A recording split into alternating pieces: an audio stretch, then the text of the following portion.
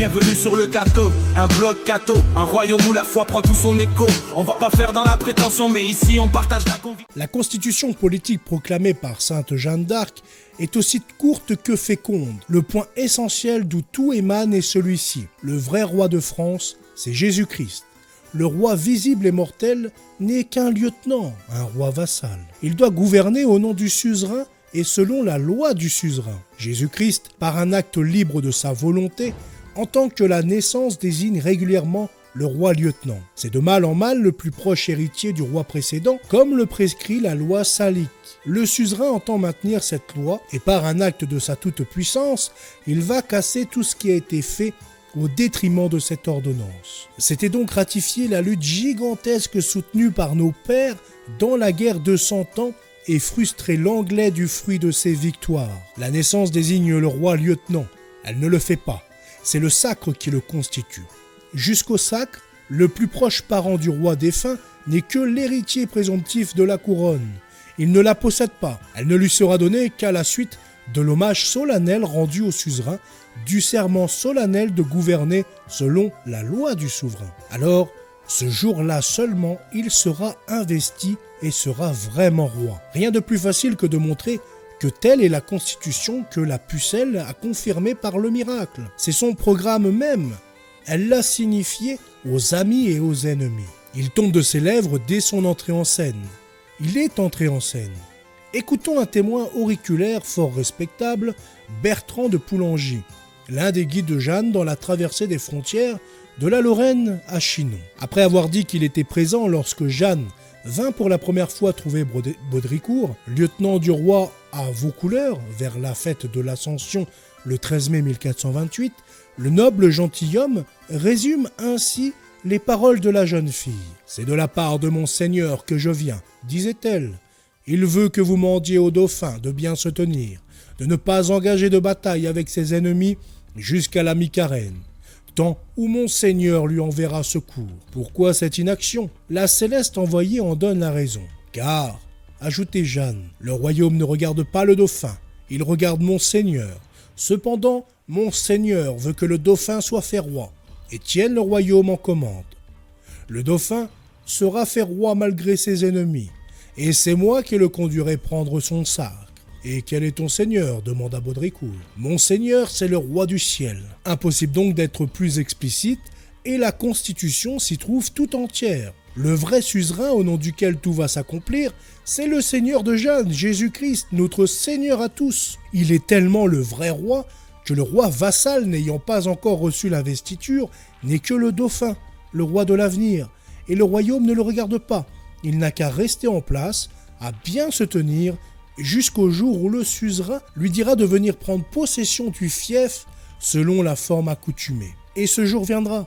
Le dauphin sera fait roi malgré ses ennemis, car c'est ainsi que le veut le Seigneur Jésus-Christ, qui veille sur ce joyau le plus cher de sa couronne de roi des nations. La preuve de son intervention manifeste, c'est qu'il renversera tous les obstacles par le plus faible de ses instruments. C'est moi, disait Jeanne, qui conduirait le dauphin à recevoir son sacre, c'est-à-dire qui ferait ce que tout le monde juge impossible. Même programme quand elle aborde celui qui, à ses yeux, n'est que le dauphin, le roi de Bourges des Anglais. Passons un peu, et la voilà enfin dans cette vaste salle du château de Chinon, où Charles se dissimule au milieu des courtisans.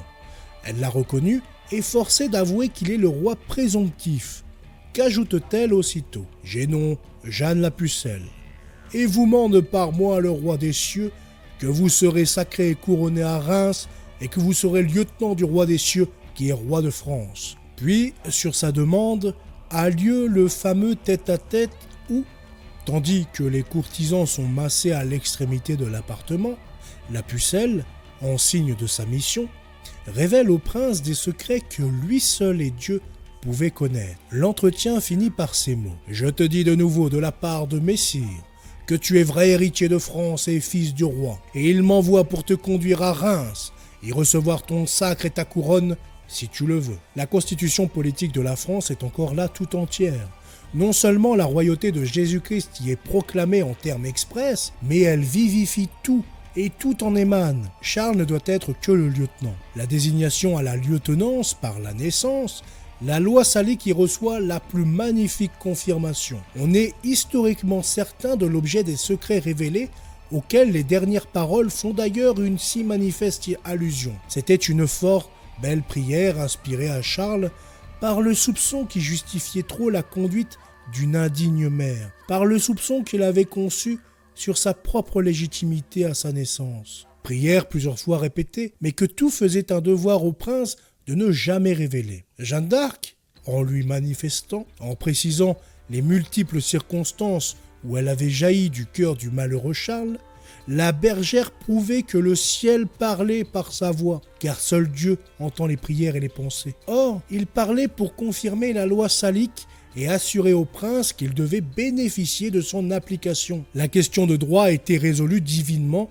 par le miracle qui garantissait la question de fait. Le sceau de la prophétie était mis à l'un et à l'autre. Henri Martin a raison de dire que la révélation des secrets est un des points capitaux de l'histoire de la pucelle. Le miracle des événements allait confirmer encore ce qu'il était déjà par cette révélation manifestement divine. Aux yeux de la révélatrice, le fils du roi défunt n'est pas encore le roi lieutenant.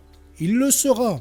En attendant, il est le gentil dauphin. Ce n'est pas sans raison qu'elle accompagne le nom consacré pour désigner l'héritier présomptif de ce mot gentil. Elle l'emploie manifestement dans le sens primitif et étymologique où il signifie l'homme de race. Et ici, l'homme de la race choisie, de la race prédestinée à la couronne, en sorte que gentil dauphin peut se traduire héritier présomptif par la race, par la naissance. La fière lettre aux Anglais est tout entière inspirée par les mêmes pensées et les mêmes principes. Jésus-Christ y est présenté comme prenant en main la cause de son royaume de France et expulsant l'envahisseur. On y trouve des phrases telles que celle-ci. « Faites raison au roi du ciel.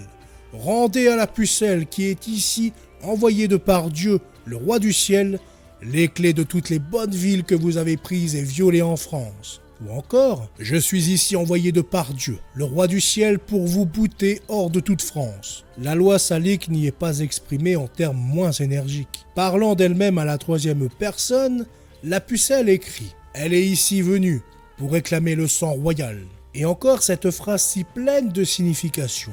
« N'ayez point en votre opinion, car vous ne tiendrez pas le royaume de France de la part du roi du ciel, Dieu, le fils de Sainte Marie.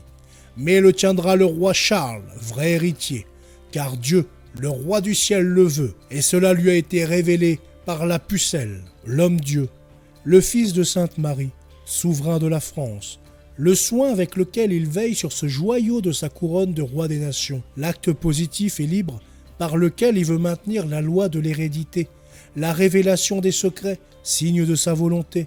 Tout cela est renfermé dans ces trois lignes. Forte de la puissance divine qui l'investit, Jeanne dit hardiment à l'Anglais « Croyez fermement que le roi du ciel enverra plus de force à la pucelle et à ses bonnes gendarmes que vous ne lui sauriez mener de tout assaut, et au baron, l'on verra qui a meilleur droit de la part du roi du ciel. » Dans la lettre aux Anglais, Jésus-Christ, par le chétif instrument qu'il a choisi, parle en roi guerrier, résolu de chasser l'envahisseur étranger et de rétablir le vassal injustement dépossédé. C'est une menace, c'est la menace. A contrario, le ton est tout à fait différent dans la lettre pour les habitants de Troyes ainsi qu'au duc de Bourgogne. Les Anglo-Bourguignons sont des sujets égarés qu'il faut ramener. Jeanne fait donc entendre la voix du roi pacificateur qui veut seulement rétablir l'ordre troublé dans ses états. Voici donc la lettre aux habitants de Troyes. La menace disparaît, couverte, calée par les paroles d'affection, les promesses de pardon, de victoire et de paix. Très chers et bons amis, s'il ne tient à vous, seigneurs, bourgeois et habitants de la ville de Troyes, Jeanne la Pucelle vous mande et vous fait savoir de par le roi du ciel, son droiturier et souverain seigneur, duquel elle est un chaque jour en son service royal, que vous fassiez vraie obéissance et reconnaissance au gentil roi de France, qui sera bien bref à Reims et à Paris, qui que vienne contre, et en ces bonnes villes du Saint-Royaume, à l'aide du roi Jésus. Loyaux Français, venez au-devant du roi Charles, et qu'il n'y ait point de faute, et ne vous doutez de crainte de rien de vos corps, ni pour vos biens. Et si ainsi ne le faites, je vous promets, et certifie sur vos vies que nous entrerons, à l'aide de Dieu, en toutes les bonnes villes qui doivent être du Saint Royaume, et y feront bonne paix ferme. Qui que vienne contre, Dieu vous commande, Dieu... Je suis sur la route de la foi, voilà, toujours en prière, dans ce monde fou. Qu'elle vous aura plu. Je vous souhaite à bientôt. Salut.